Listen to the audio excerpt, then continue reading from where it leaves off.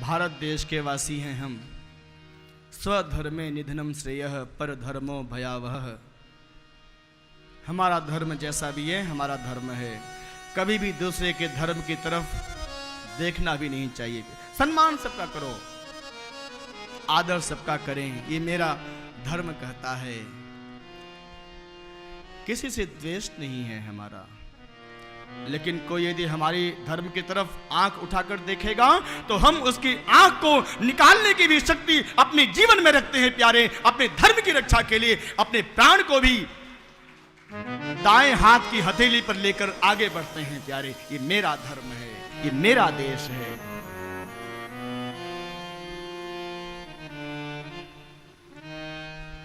कोई मुझे छेड़ता है, ध्यान देना, ना तो हम आंख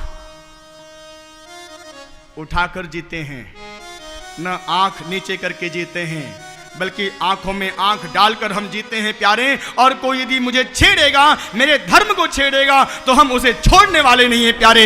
ऐसी भाव, ऐसी शक्ति, ऐसा भाव हमारे जीवन में होना चाहिए प्यारे। हमारी संस्कृति, हमारे धर्म, हमारी जो युवा पीढ़ी है उसके अंदर ऐसा भाव पैदा करना हमारी जिम्मेदारी है प्यारे। तभी हमारा धर्म बच पाएगा। लेकिन ध्यान देना, इसके लिए मुझे स्वयं शुरुआत करनी पड़ेगी। यहां पर कई लोग श्री वैष्णव दीक्षा से युक्त हैं, लेकिन उनका स्वरूप देखो, मस्तक पर तिलक नहीं है, गले में तुलसी जी की माला नहीं है, हाथ में सुमिरनी नहीं है। क्यों भाई? आप शादी कर लो, शादी के बाद अपने मांग में सिंदूर मत लगाओ, क्या कहेगा समाज? बोलो, अच्छा कहेगा? नहीं कहेगा। भगवान की भक्ति करते हो आप लोग प्यारे, और भगवान का भक्त होकर यदि आप भगवान का स्वरूप, भगवान का तिलक, भगवान का नाम यदि अपने जीवन में नहीं उतारते हो तो धिक्कार है तुम्हारे जीवन को प्यारे। ऐसे जीव को भगवान नहीं देखते। आजकल लोग धर्म करते हैं, गुरु जी की सेवा बहुत करते हैं, हाँ बहुत सेवा करते हैं, लेकिन उसके बदले में सम्मान चाहते हैं। गुरु जी हमारी तरफ देखें, हमसे पूछें, हमसे बात करें। ध्यान देना प्यारे, यदि गुरु सेवा के बदले में आप कुछ चाह रखते हो तो आप गुरु भक्ति नहीं कर रहे हो ना, गुरु भक्ति आप नहीं कर रहे हो। यदि आप गुरु सेवा के बदले में, सद्गुरुदेव भगवान की सेवा के बदले में कुछ चाह रखते हो प्यारे, तो आप भक्त हो ही नहीं, बल्कि आप तो व्यापारी हो गए।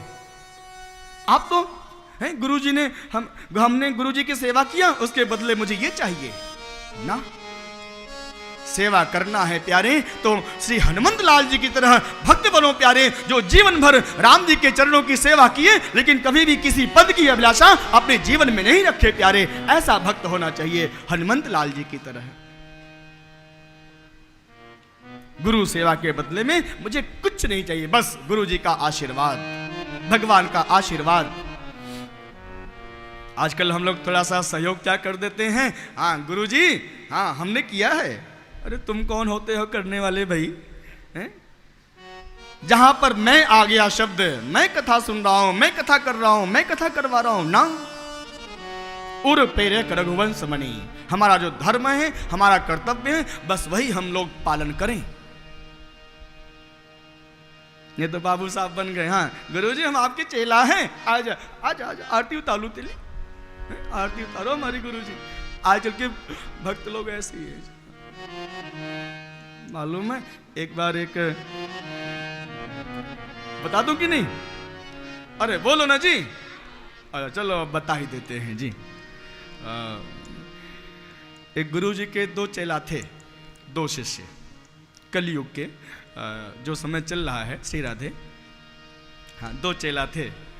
तो गुरुजी थोड़ा वृद्ध थे, तो दोनों चेला आपस में बंटवारा कर लिए कि गुरुजी के सेवा हम लोग ये सेवा करेंगे, ठीक है। और गुरुजी रात्रि में विश्राम करते थे, तो दोनों चेलों ने, एक चेला ने दाएं पैर की सेवा ले लिया गुरुजी के, और एक चेला ने बाएं पैर की सेवा ले लिया कि भैया तुम जो है दाएं पैर को दबाना और मैं बाएं पैर की सेवा करूंगा, चरण सेवा करूंगा, ठीक है। गुरुजी से दोनों ने अपना निवेदन प्रस्तुत किया कि गुरुदेव ऐसा हम लोगों ने विचार किया है, आपकी आज्ञा हो तो सेवा हम लोग बांट लेते हैं। ठीक है, कोई बात नहीं बेटा। तो एक दिन क्या हुआ, अब दोनों शिष्य सेवा कर रहे थे गुरु जी के चरणों की। तो एक बार ऐसी घटना घटी कि एक चेला जो है कहीं चला गया था जंगल से लकड़ी लेने के लिए, तो दूसरा चेला जो है दाएं पैर की सेवा कर रहा था। अब बाएं पैर वाला जो चेला था, वो जिसको जिम्मेदारी मिली थी बाएं चरण की सेवा करने के लिए, वो गया था समिधा लेने के लिए, जंगल से लकड़ी लेने के लिए। तो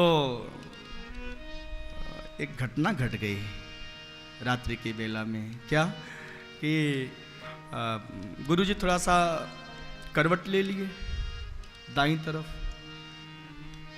गुरुजी दाईं तरफ करवट ले लिए। तो गुरुजी लेटे हुए थे, बाएं पैर वाला जो चेला था वो समिधा लेने के लिए गया हुआ था।